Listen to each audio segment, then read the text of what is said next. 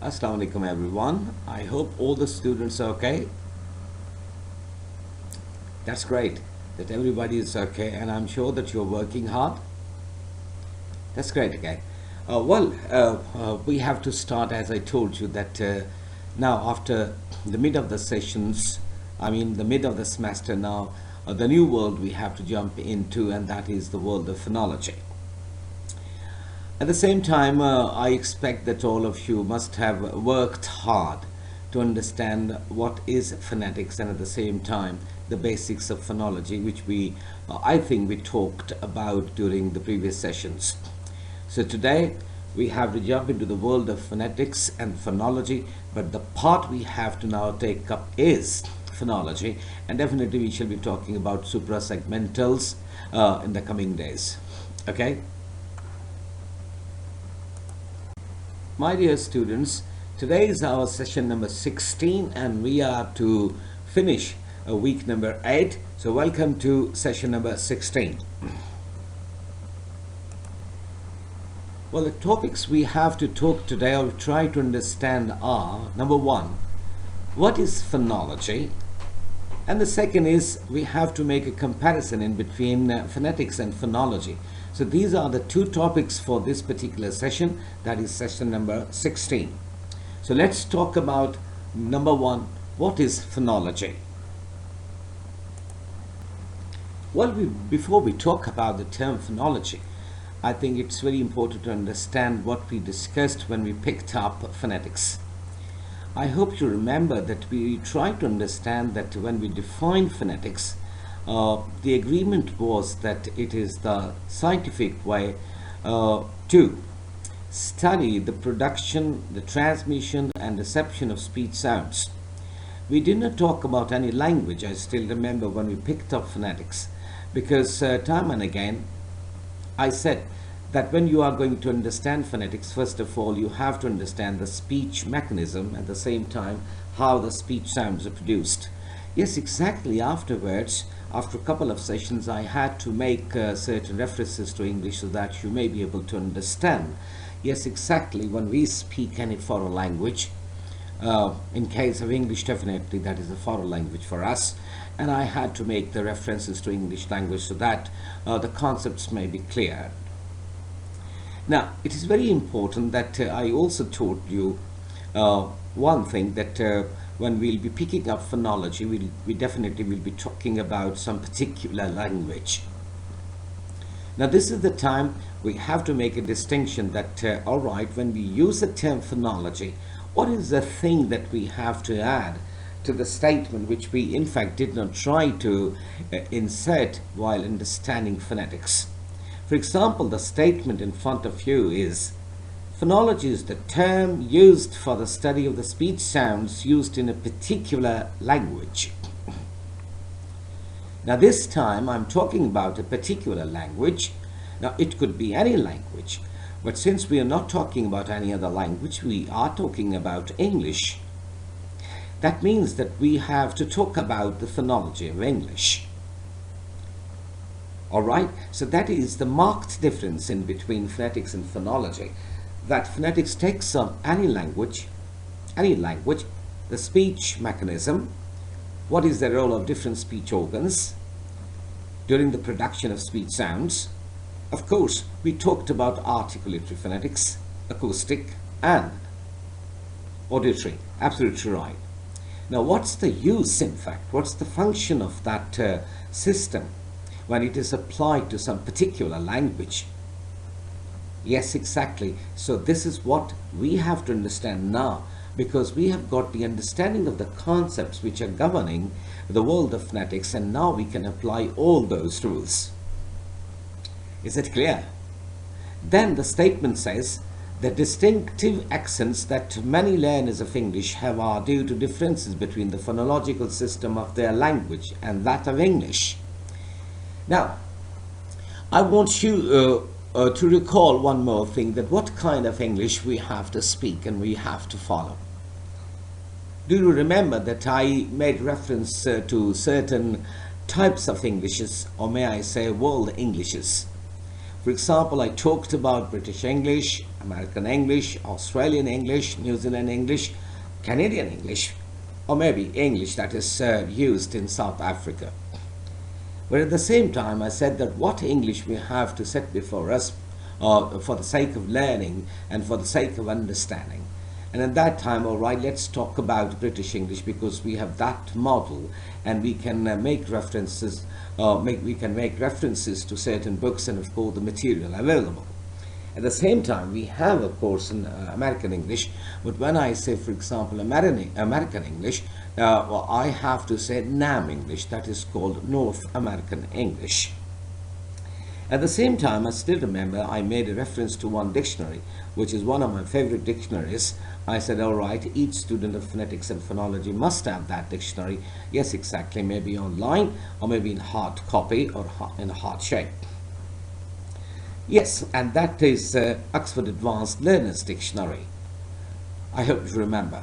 So I would definitely suggest that you have to have this this dictionary for the reference sake, because when you look up any word and you want to consult the dictionary, you will find that all right, two pronunciations are given. One is the British pronunciation, the other one is the American pronunciation. Not necessarily if you have got online availability, it's okay, that makes no difference at all. Now what happens, what is the difference in among the speakers of English? It is because of the phonological system of their language. It's very important to understand. For example, the English that is spoken in England and different parts of England, for instance, the model I'm talking about, and the model is received pronunciation, RP, received pronunciation, RP, received pronunciation, or the BBC English, whatever you call it. That is the most refined English pronunciation available in England. Now, there are certain differences. So far as this particular statement is concerned, I am commenting on this. But if you go to United States of America, there is a different way to speak English, but they are also the native speakers of English. All right? So same is the case with Canada. I'm not talking about, because French is one of the national languages, I think so. But let's talk about Australia, for instance.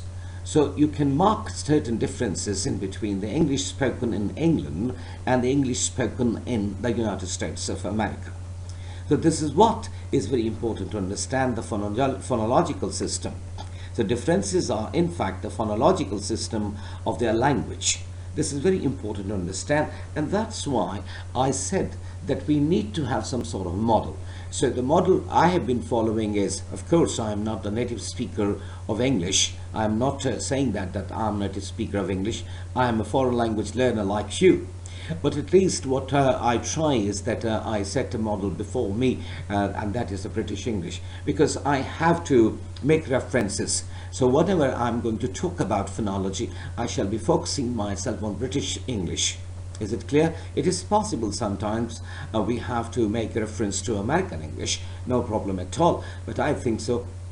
So far as the vowel chart I have presented before you, or maybe the consonant chart of the tables, I try to focus on the British English. For example, I still remember during the last session, that was session number 15, I still remember I presented before you British phonetic charts so far as the vowels are concerned. At the same time, so far as the consonants are concerned, of course, these are the consonants followed in the British English at the same time. Not necessarily only in British English, of course, that is in the NAM English, North American English. So always remember, whenever there is a difference, remember it is because of the phonological system of the language of the speaker that makes a difference. Is it clear? You came across one term, that is accent. Okay, I'm not speaking more on this because we have to take up this particular term separately, but this time we are trying to understand what is phonology.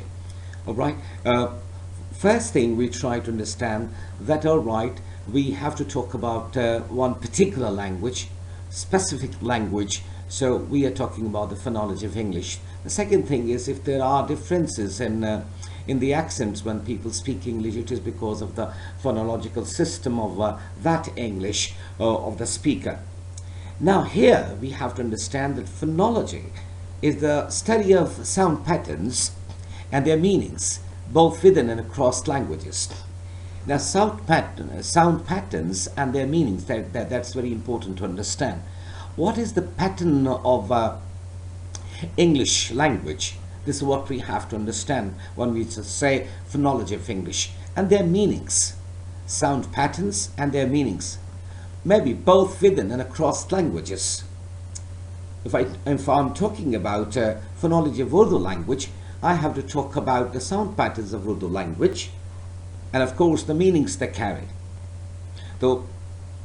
So this is the third shape, this is the third dimension we have to understand about phonology. Okay, and one more thing I would like to add to this statement when I say, for example, that this is virtual learning and teaching at the same time. Please try to be natural. Please try to be speaking English language the way you need to speak, all right? If you just keep on just reading the slides, no, there's no use of that. So I wish that after the session, when the practice stage comes and you want to practice English language, please try to speak naturally, because there is a difference between the written English and the spoken English. And what happens, there are false starts. Sometimes you repeat the words, sometimes there are fillers, sometimes take pauses. It's quite natural. Okay, so I'm trying to be I'm trying to speak natural English the way I speak, for example, in the classroom. Why? I want to make sure that after the completion of this course, when you speak English, be natural, because you don't have to speak the written version. You have to speak whatever comes to your mind in accordance with the requirement of the topic or the context. Okay, so the third point we understand is that phonology is the study of sound patterns and their meanings, both within and across languages. Then, an example of phonology is the study of different sounds and the way they come together to form speech and words, such as the comparison of the sounds of the two per sounds.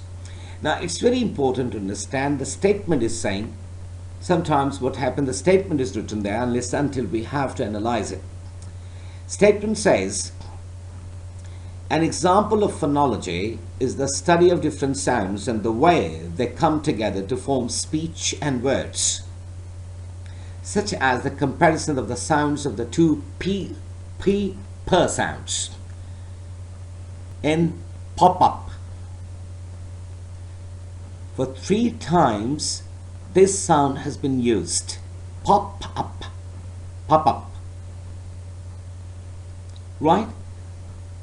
When you speak the first per, the presentation of per sound is different with the presentation or the use of the second per. But when you use this sound for the third time in up, you can easily understand that pattern is little different. Now listen to me this word again. Pop up. Pop up. The middle pair, just imagine, it is not that important. It is just providing the bridge in between the first pair sound and the last pair sound. The first one is quite plosive. Pop up. Now what about ah sound? Do you remember the sound schwa?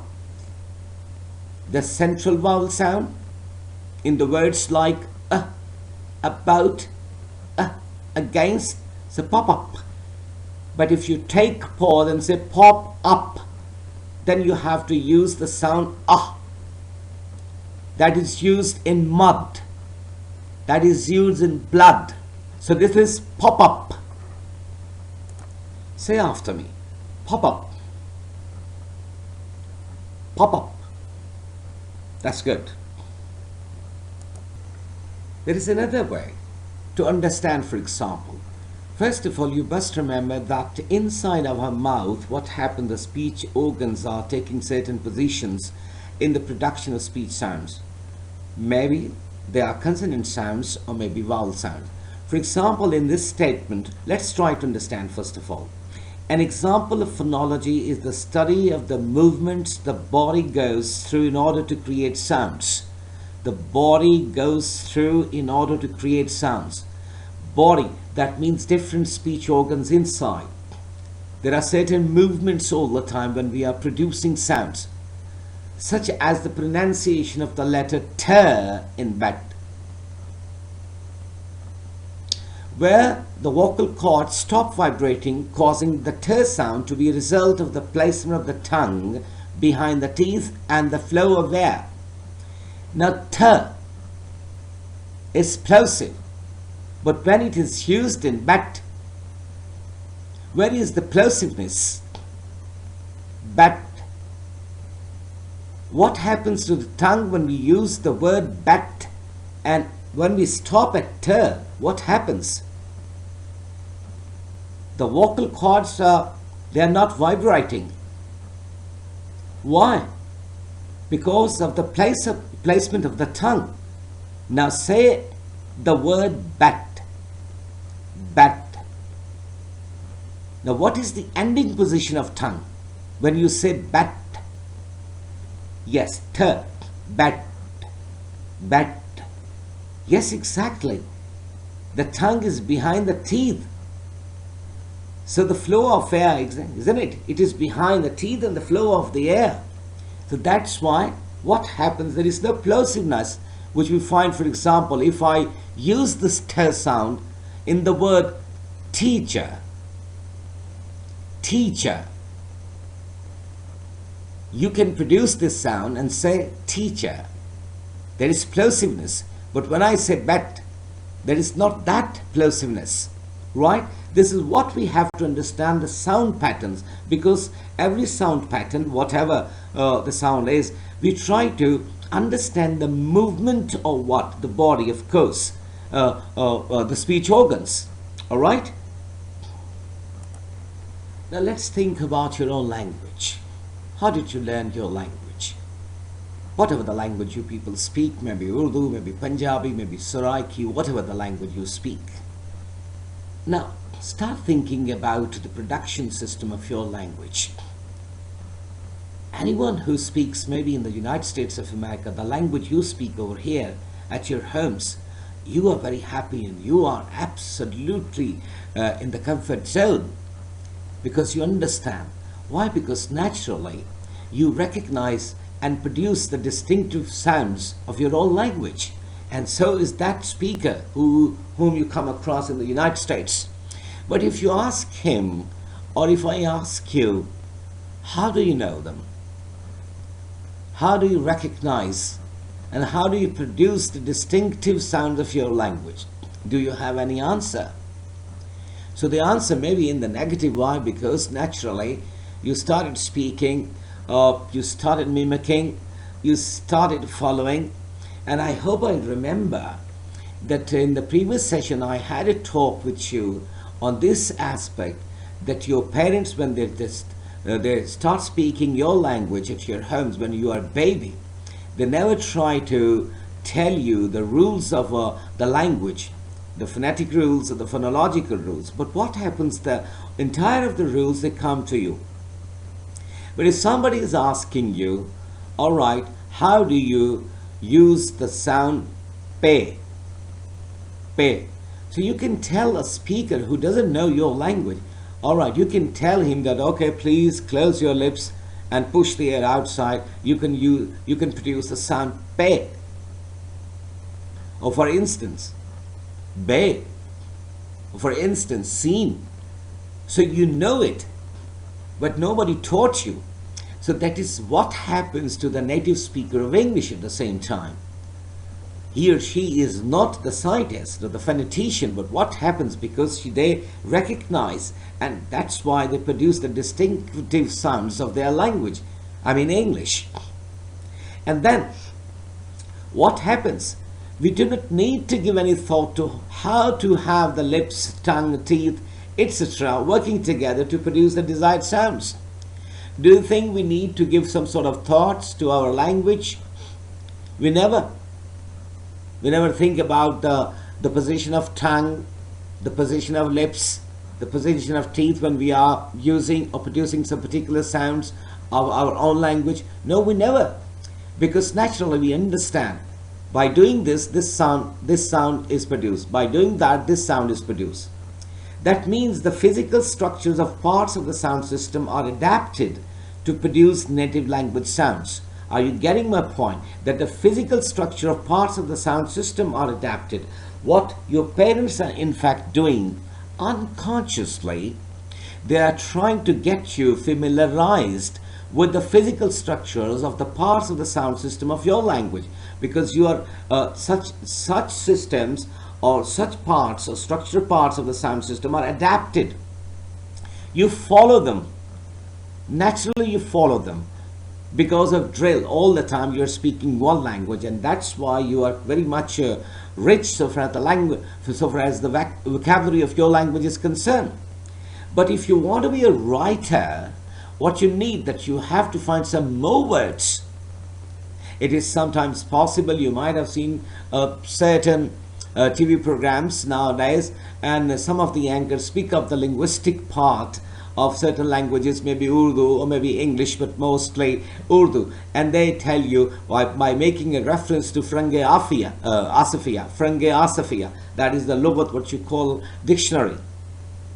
The anchor talks about the etymology of some words. Now, if the word is new, you start using it, but first of all you try to understand the pronunciation of the word, and then you try to understand the meanings of the word, and then you try to understand the use of that particular word in a sentence or in your connected speech. Okay? Now let's talk about English and its phonological system, and of course speech sounds. You know, English has speech sounds. First of all, let me read the statement for you people. English has some speech sounds, phonemes, that do not exist in other languages. It is no surprise, therefore, that native speakers of those languages have difficulties producing or even perceiving such sounds. Now, what happens sometimes, English is very difficult language for the people who are not the speakers of this language. Why? If you are an Arabic speaker, what happens to you? If you are a French speaker, what happens to you? If you are, for example, Portuguese speaker, what happens to you? And if you are, for example, Pashto speaker, what happens to you? Why? Because English has speech sounds. They are different from the languages of the world. It is possible sometimes we find similarities, because English belongs to what language? It is one of the Germanic languages. The family is known as Germanic. It is possible that there is some sort of similarity in between Urdu and English sounds, but most of the time it does not happen. There are certain other languages which do not have speech sounds, the phonemes, like English, and that's why it's very difficult to understand these speech sounds. Number one, to understand. Number two, to produce. And so far as the writing part is concerned, I told you, I still remember I told you, it needs practice. What you need to do is that, please look at the table which I have already given to you, and again I shall give you. Focus on the table, focus on all the traditional sounds of English, the phonemes. Try to very closely observe them, store in your mind, practice them, and when you write it, produce the sound. Remember, without having association between the symbol of that phoneme and the sound, the things become difficult. So this happens to, for example, to the speakers of those languages. who's primarily the head of the head of the family is not the Germanic ones, but other than Germanic ones. So it is possible. I'm not talking about it is difficult for you, but it is possible that it's difficult for those people who don't have the speech sounds or the phonemes the way English has. So that is the big problem in the learning of English, always remember, and especially when we talk about the pronunciation of English language. Okay? Now, after having understood what is phonology, it is very important to understand what could be then the aim of phonology. As a student of phonetics and phonology, I think we must be knowing what is the aim of phonology. Remember, the aim of phonology is to discover the principles that govern the way sounds are organized in languages and to explain the variations that occur. So that means we are running after the principles that govern the way sounds are organized. I can just ask you to recall, for example, the very first word that was fish. A very simple word, fish. It has got 4 letters, but when I talk about the sounds, the phonemes it has, very amazingly, it has got 3, f, I, sh. So this is what we have to find out. What are the principles behind them, right? Because we are trying to learn the concepts behind phonetics and phonology. So then why there are variations, right? This is what we have to understand, we have to study. Because we can begin by analyzing an individual language to determine which sound units are used and which patterns they form the language sound system. So we can talk about any individual language. We can pick up English, for example, and we are picking up English and we are talking about English. So that's why we have to understand the patterns. Different sounds, sound units, they make a pattern. And definitely when they make a pattern, we are talking about the sound system of English. So this time we are talking about sound system of English. When we talk about phonology and what is the aim of phonology, that means it talks about how to understand the sound units and what kind of system these units make. All right? It becomes the sound system of English language. All right? But it's important to make a distinction in between phonetics and phonology here. We have talked about that we are going to study the sound units first of all, and then what kind of sound pattern, of course the sound system, these units create so far as language is concerned, so far as one particular language is concerned, and this is what I'm talking about English. But remember, when we talk about phonetics, the story is different. Yes, exactly why? It is written, whereas phonetics is the study of all possible speech sounds. All possible speech sounds. It does not say that we are talking about one particular language, because phonology studies the way in which a language's speakers systematically use a selection of these sounds in order to express meaning. Phonetics talks about all possible speech sounds. But what does phonology study? That's the question. It studies the way in which a language's speakers systematically use a selection of these sounds in order to express meaning. So selection is made over here when we talk about one language, whatever it is. It may be English. So the speaker is very choosy here. He or she is to select these sounds. Since phonetics talks about all the speech sounds, but phonology doesn't do that. Depending upon the speaker is free to use or to select these sounds in order to express meanings, because not necessarily we should be knowing and we should be using all the speech sounds.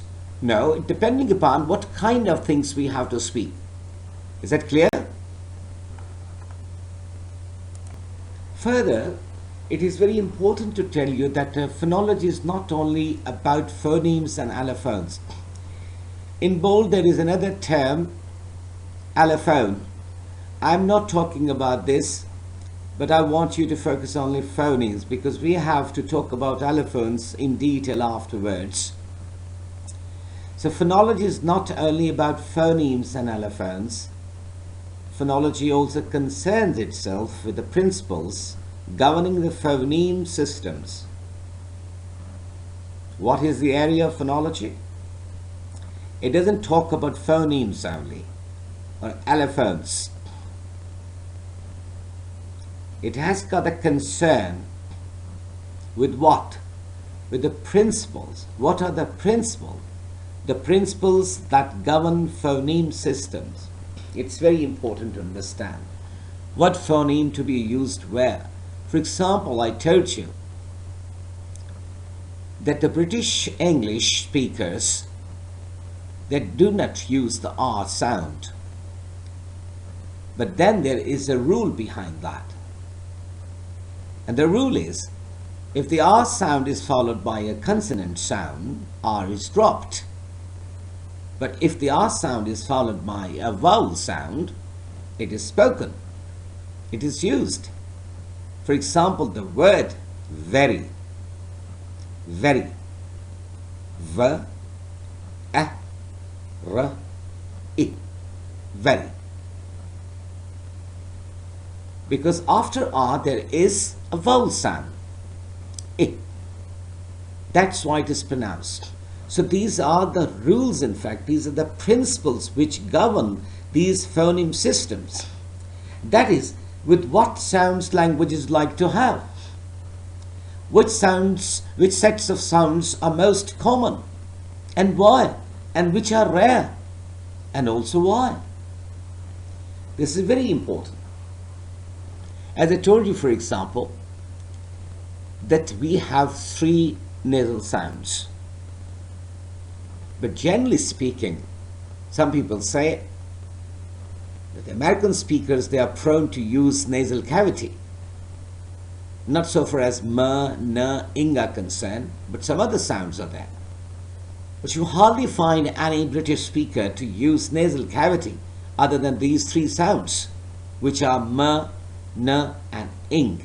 So these are primarily the principle phonology has got a concern with. It talks about the phoneme systems. It analyzes the phonemic systems, but at the same time, it talks about the principle which govern this phoneme system. And of course, the phoneme system of English. Okay?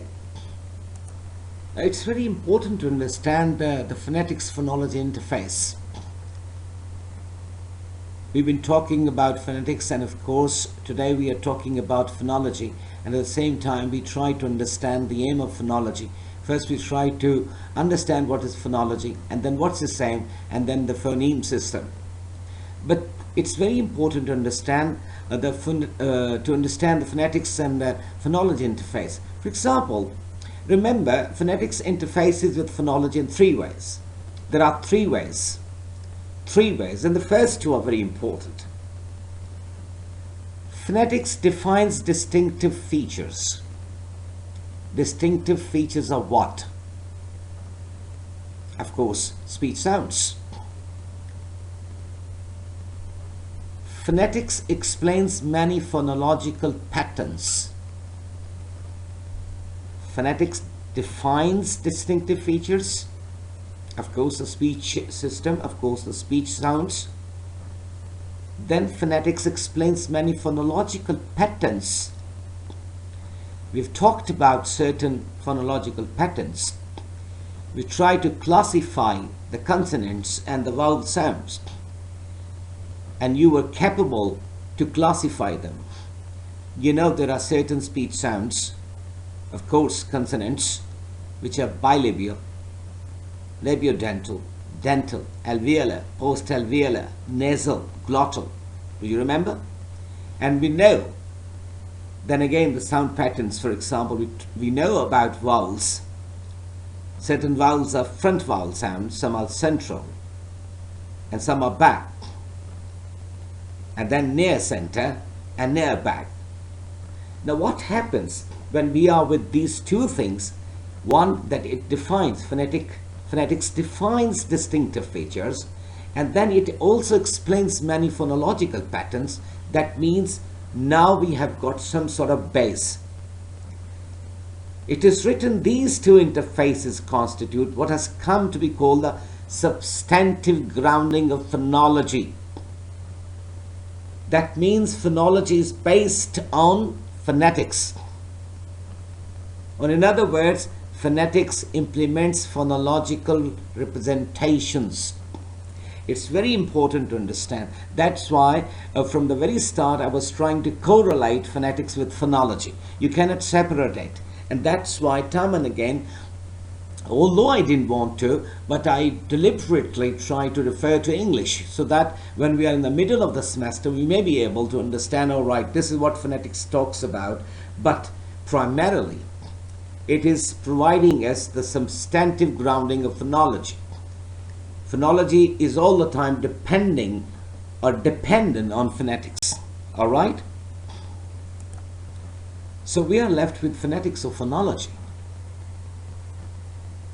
Whereas phonetics is the study of sounds and is concerned with the production, transmission and reception of speech sounds, which are called phones. Phonology describes the way sounds function within a given language and operates at the level of sound system and abstract sound units. Now that is the marked difference in between phonetics and phonology. What does phonetics do? That's important to understand. What I'm trying to tell you is that so far as the phonetics is concerned, it studies sounds and it has got a concern with the production and transmission and reception of speech sounds. Of course, those are also called phones. But remember, phonology describes the way sounds function. That's very important to understand. That means production is important there. I'm not saying transmission and reception, they are not important. But I'm saying production of speech sounds. The same speech sounds are described the way sounds function, right? I mean, how the sounds of one language, they function, whatever the language is. And remember, how do all those speech sounds operate at the level of sound system? Because we have to talk about the abstract sound units, which we'll be talking about later in the coming days. So we are concerned that, all right, phonetics studies what? The production, transmission and reception of speech sounds. But remember, phonology describes the way sounds function in a particular language. Further, the point to understand is that knowing the sounds of a language is only a small part of phonology. If somebody is saying that I know the sounds of English, that is a small part of phonology of English, remember. That's very important to understand. That if you know the sounds of English, that doesn't mean that you know phonology. If I claim, for example, I know the sounds of English and I know phonology, no, remember, it is a small part of phonology of English. Because this importance is shown by the fact that you can change one word into another by simply changing one sound. One sound in a word, if changed, can change the word at all. For example, if I say bit, we have got b, I, t. And if I say bet, b, a, t. One change of sound, just one change of sound is absolutely changing the meaning of the word. The entire word is changed. It is very important to understand. Knowing the sounds of English, it is not only knowing the phonology of English. Is it clear? Well, I want you to focus on these two words which are in bold. For example, fine and dine. What do you think about these two words? Fine and dine. Now, you can understand that these words are identical except for the first sound. In the first word, we have got fur, whereas in the second word, we have got de. Now, fur and de. Fur and de can therefore distinguish words and are called contrasting sounds. Fine and dine. Fine and dine. They are distinctive sounds in English, and all distinctive sounds are classified as phonemes. Now, fur is a separate phoneme, The is a separate phoneme. I repeat. Now, I want you to focus on these two words. One is fine, the other one is dine. Right? Fine and dine. We have got two sounds that are identical. So far as the first sound is concerned, right? If you delete the first sound of fine, and if you delete the first sound of dine, so you are left with ein. So what happened? F and d can therefore distinguish words and are called contrasting sounds. So this is because of f and d, these two words are different. Otherwise, ein and ein. In fine and dine, you've got the same speech sounds, all right? Ein, I and n, I and n. But here, two sounds, f and d. So they are in fact making the words distinguished. So all these are, remember, distinctive sounds in English, and all distinctive sounds are classified as phonemes. All distinctive sounds, whether consonants, whether others, remember, they are classified as phonemes. So each and every sound is called phoneme. Is it clear?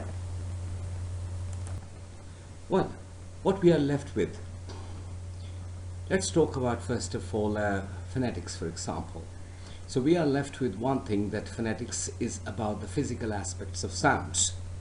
It studies the production and the perception of sounds. But the most important thing is that these sounds are called phones. So that is the point you must remember always. That when we talk about phonetics, always remember that it studies the physical aspects of sound. Since it talks about the production and the perception of speech sounds, which are known as phones. All right. Now, one thing when we are going to make a difference between phonology and phonetics, or phonetics and phonology, you must remember always that phonetics is about the physical aspects of sound. It is about the physical aspect of sounds, because it studies the production and the perception of sounds. I hope you remember that when we talked about what is phonetics, of course, we studied it is, in fact, deals with the production, transmission, and perception of speech sounds. And now, this is our final verdict on this, that it is production and the perception of sounds.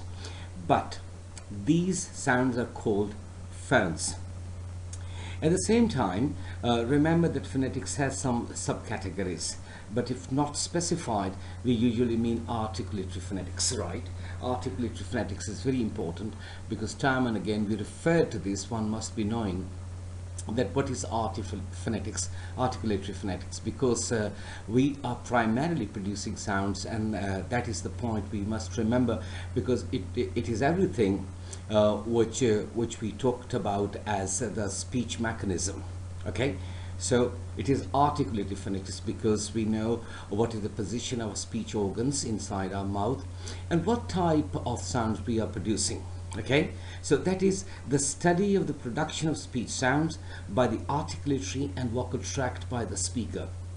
Can you recall the very first or the second slides of the first session, when I presented before you a speaker and a hearer or listener, and I said in that reference that it is not only one picture that we are talking about, there is a complete world in between the two. All right, so this is what we now come to know. It is in fact speech sounds by the articulatory and vocal tract by the speaker. But one thing is very important when we talk about the phones. Phonetic transcription are always done using the square brackets. Can you see? Square brackets. But when we talk about the phonemes, they are always written within the slashes. So here we are talking about the square brackets. This is what you must not forget. Okay? Well, we are engaged with one thing, that we are trying to make a distinction between phonetics and phonology. Now we have to talk about phonology, what in fact phonology is. So remember that phonology is about the abstract aspects of sounds. It is about the abstract aspects of sound, and it studies the phonemes. Over there we talked about the phones. Here we have to talk about the phonemes. And that's why phonemic transcriptions adopt the slash. I told you that within slashes you have to write the phonemes.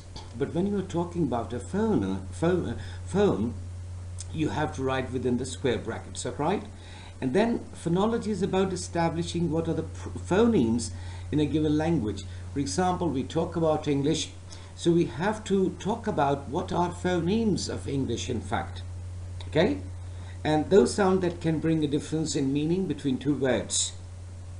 For example, the words at the bottom you can see: bat, pat, had, hat. Are you trying to understand? Why? Because a phoneme is a phonic segment with a meaning value. For example, in many pairs, you can see that, which I have just presented before you. So we have to understand that phonology is primarily, it seeks to establish what are the phonemes in a given language. What are the phonemes? What is their nature? All right? And one phoneme can bring the change in the meaning of the word. For example, if you say bat and then say pat, so one phoneme b and one phoneme p. The others you can understand, for example, b, a, t. There are total 3 phonemes. Similarly, p, a, t. There are 3 phonemes.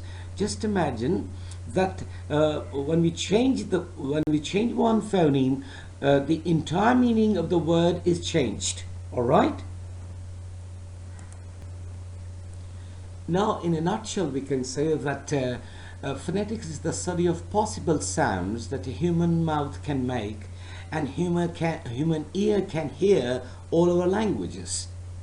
I repeat, what is the outcome? Whatever we have discussed so far, what is the outcome? The outcome is that phonetics is the study of possible sounds that a human mouth can make and human ear can hear all over languages. Here I'm not talking about English. You can talk about any language, any human language. So human mouth and human ear. Do you remember the same slide which I was talking about? A speaker's lips were there and hearer's ear is there. Yes, exactly. Now you can correlate that slide with the entire study what we have done so far during the last 15 sessions or 16 sessions.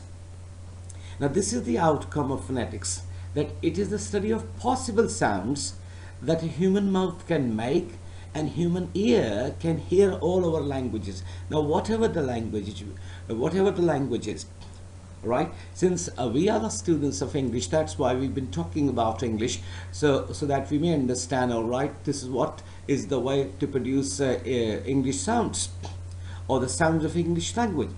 And then what is the outcome of phonology? Remember, phonology is the study of those same sounds within individual languages, which in each language is a much smaller set than the total possible. Since we are talking about one particular language, what I'm saying, phonology is the study of those same sounds within individual languages, which language is a much smaller set than the total possible. So this is what phonology is, because it never talks about generally. It talks about one particular language, whatever the language is. So we have got, for example, phonology of English, and we are primarily concerned with the phonemes of English and their usage. And what is the way to produce them? What are the concepts behind the production of speech sounds related to English language? What is the transmission way? And then, of course, we have to talk about the reception of these phonemes. Okay? Well, after having talked about that, we have to put a question. And question from ourselves to us, that what is phonology? If this is a question, then the answer is phonology is that branch of linguistics which studies the sound system of a particular language. This is what I told you. The sound system involves the actual pronunciation of words, which can be broken up into the smallest units of pronunciation. Okay? First, it studies the sound system of a particular language. Then that sound system involves the actual pronunciation of words, how the words are pronounced, by dividing them into certain phonemes. Of course, there are certain units. Now, these are known as segment or a phoneme. Is what I told you. For example, the words pat, chat, and fat have different phonemes at the beginning, and so phonemes contrast with each other to produce different words. Now, just imagine pat, chat, and fat, different phonemes in the beginning, isn't it? But all these phonemes contrast with each other to produce different words. We have to find a different way to produce per, then ch, and then fer. So this is what we are talking about, that this is phonology. Okay? Prosody. Suprasegmental phonology. Suprasegmental phonology. This is what we have to talk about. Suprasegmental phonology. What is prosody? Of course, the linguists believe that it can be called suprasegmental, and at the same time it can be called prosody. What is prosody then? I'm not analyzing. Why? Because we have to talk about these things in the coming sessions, but I'm simply telling you so that you may be able to get yourself familiarized with words such as pitch, loudness, tempo, and rhythm. In other words, the music of speech. The music of speech, remember. This is what in the coming session we have to talk about, okay? So you must remember these terms. At least you must have in your mind, all right, these are the terms we talked about in session number 16, all right? So when we talk about suprasegmental phonology, I'm presenting before you 2 or 3 slides so that I may be able to remind you that this is what is very important, because we are going to jump in the music of language in the coming sessions. So you must focus on these slides. For example, this one, and of course a couple of slides afterwards, that there are total 44 traditional sounds of English. We have 24 consonants and 20 vowels, out of which we have got 12 pure vowels and 8 diphthongs, and of course we have triphthongs. And have a look on this slide. These are the consonants we talked about. I presented this table, this chart, time and again. So you have to focus, you have to refer to this table, and of course the table which is coming after this one, because when we'll be talking about the suprasegmental phonology, these are the tables, which reflect all the consonant sounds and the vowel sound, which will help you. Okay? So these are the vowel sounds of English, and this slide presents before you 12 pure vowels and 8 diphthongs, at the same time some triphthongs. So you must remember the consonant sound, the vowel sounds. It is mandatory, remember, without understanding the sign and symbol of each and every phoneme, it shall become hard for us to understand the suprasegmental elements or suprasegmental phonology. So this is my humble request that please refer to these 2 slides, and of course I had presented them before. So you, by this time, you must have some sort of grasp on all the symbols and signs of 44 traditional sounds of English, or the phonemes. Okay?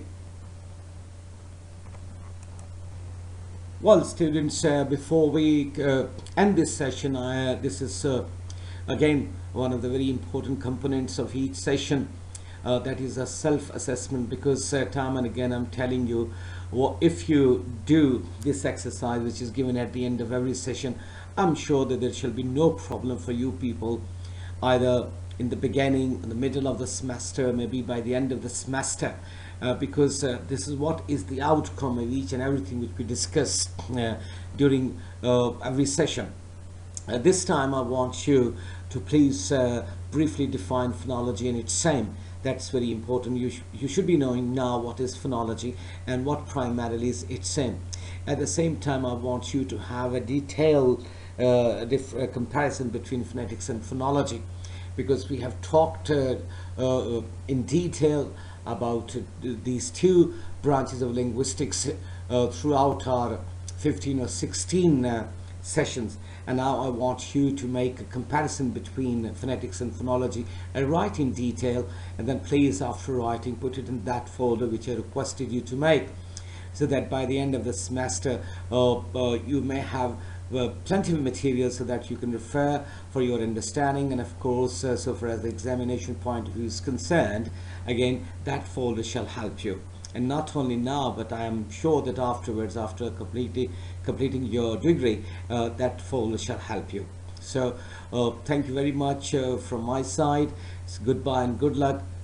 Stay blessed.